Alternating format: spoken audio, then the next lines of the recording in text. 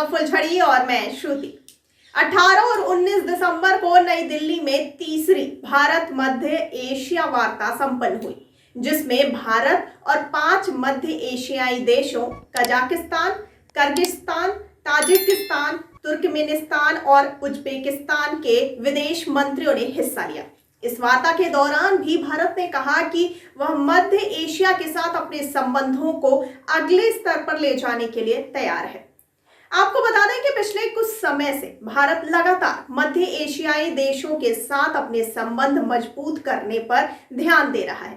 3 दशक पहले सोवियत संघ के विघटन के बाद अस्तित्व में आए 5 मध्य एशियाई देशों से भारत के संबंधों को गति मिलना हाल ही में शुरू हुआ है। इसकी शुरुआत सन 2015 में हुई, जब प्रधानमंत्री नरेंद्र मोदी ने सभी 5 मध्य एशियाई देशों का दौरा किया। उसके बाद 2019 में भारत मध्य एशिया वार्ता की शुरुआत हुई। सन 2019 से ही भारत और उज्बेकिस्तान के बीच सैन्य अभ्यास दस्तलिक का प्रारंभ हुआ। इस अभ्यास के अभी तक 2 संस्करण हो चुके हैं। आपको बता दें कि अफगानिस्तान में तालिबान शासन स्थापित होने के बाद से भारत के लिए इस क्षेत्र का महत्व और भी बढ़ गया है।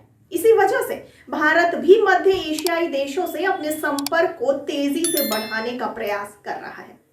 आपको बताते चलें कि अगस्त में काबुल पर तालिबान का कब्जा होने के बाद नवंबर में भारत ने अफगानिस्तान के पड़ोसी देशों के राष्ट्रीय सुरक्षा सलाहकारों की एक बैठक बुलाई थी। इस बैठक में रूस और ईरान के अलावा कजाकिस्तान, किर्गिस्तान, ताजिकिस्तान, तुर्कमेनिस्तान और उज्बेकिस्तान के राष्ट्रीय सुरक्षा सलाहकार भी शामिल हुए। इस महीने में भारत और मध्य एशियाई देशों के विदेश मंत्रियों के बीच वार्ता हुई। अगले महीने गणतंत्र दिवस के मौके पर भारत ने सभी 5 मध्य एशियाई देशों के शीर्ष नेतृत्व को विशेष अतिथि के तौर पर आमंत्रित किया है। इस तरह लगातार 3 महीनों में भारत मध्य एशियाई देशों के साथ 3 अलग अलग स्तर पर संपर्क बनाकर इस क्षेत्र से अपने संबंध मजबूत करने की ओर बढ़ रहा है। दोनों के लिए आतंकवाद एक प्रमुख चुनौती है। मध्य एशिया प्राकृतिक गैस और खनिज संसाधनों का एक महत्वपूर्ण स्रोत है, जो भारत की बढ़ती हुई अर्थव्यवस्था में मददगार साबित हो सकता है।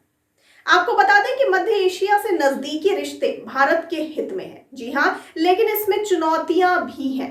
अपनी भौगोलिक स्थिति के कारण मध्य एशिया कई देशों की भू राजनीतिक स्पर्धा का केंद्र रहा है। विशेष तौर पर रूस, तुर्की और चीन के बीच चल रही स्पर्धा में भारत को अपनी स्थिति मजबूत करनी होगी। तो आइए सबसे पहले बात कर लेते हैं रूस के बारे में।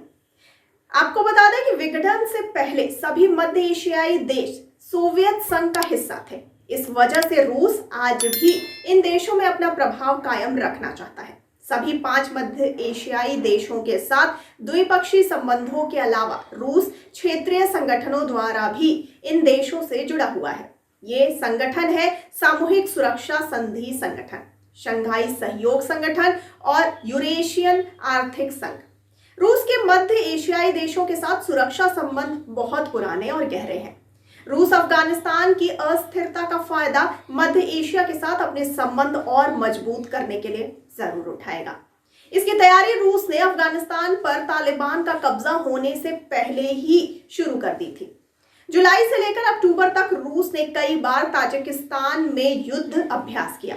ताजिकिस्तान में रूस का सैन्य अड्डा भी है।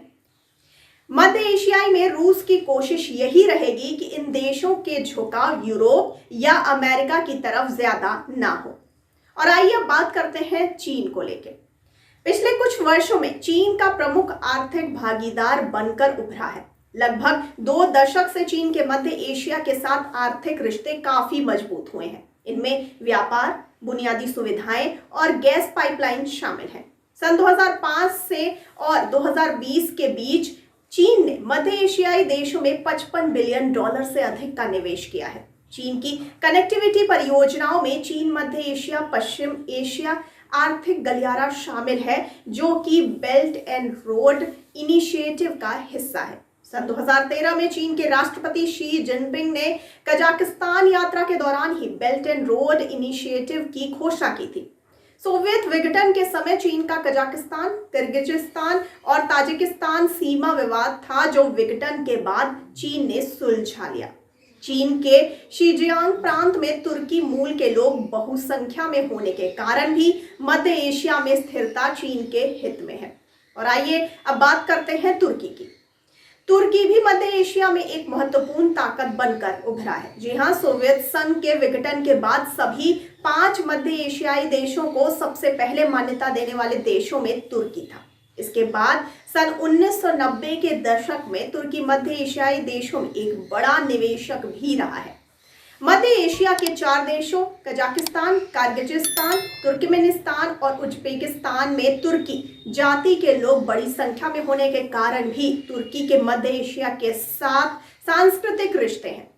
हाल ही में अर्मेनिया अजरबैजान के बीच हुई जंग में अजरबैजान का साथ देकर तुर्की एक बार फिर मध्य एशिया में अपना प्रभाव बढ़ाना चाहता है।